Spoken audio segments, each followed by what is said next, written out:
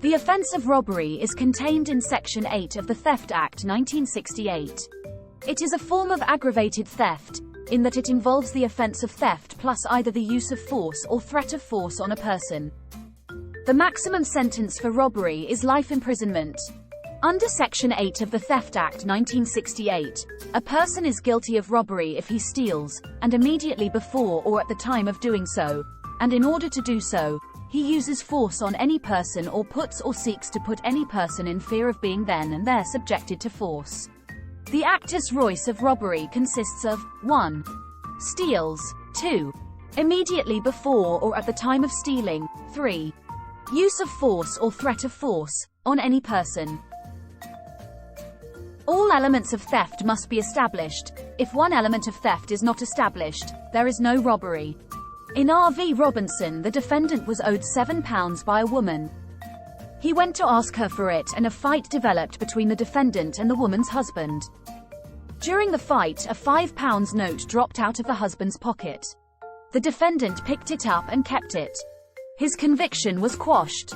There was no theft under Section 2(1)(a), since the defendant had an honest belief that he was entitled to the money.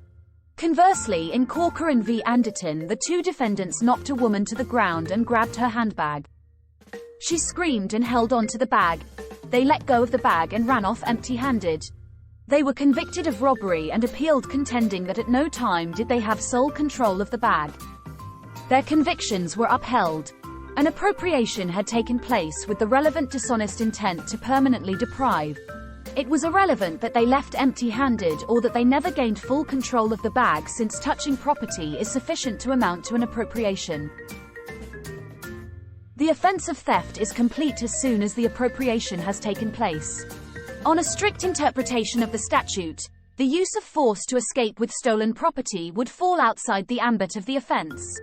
However, the courts have adopted a pragmatic approach and have treated the appropriation as a continuing act. In R.V. Hale, two defendants broke into a woman's home. One went upstairs and took some jewelry from her bedroom. After taking the jewelry, the two of them tied her up. They were convicted of robbery and appealed on the grounds that the force came after they had appropriated the jewelry and thus did not come within the requirement of being immediately before or at the time of stealing. Their convictions were upheld. The appropriation of the jewelry was a continuing act. In R.V. Lockley, the defendant had been caught shoplifting by a security guard. He used force on the security guard in order to escape. He was liable for robbery, as force used in order to escape was treated as force used in order to steal.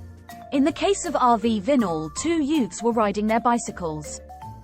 The defendant shouted abuse at one and punched him off his bicycle. He ran off, leaving his bicycle. The defendant chased after him. He later went back and took his bicycle. He was not liable for robbery due to the time lapse.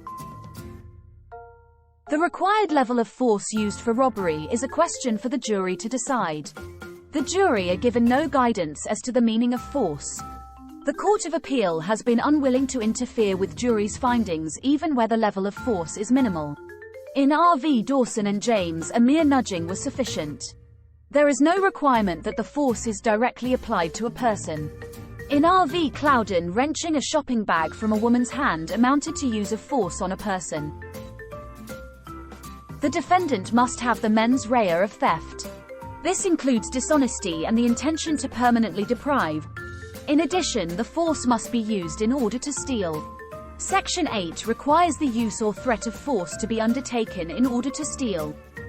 The use of gratuitous violence at the time of stealing but not used in order to steal is strictly speaking outside the boundaries of the offence of robbery.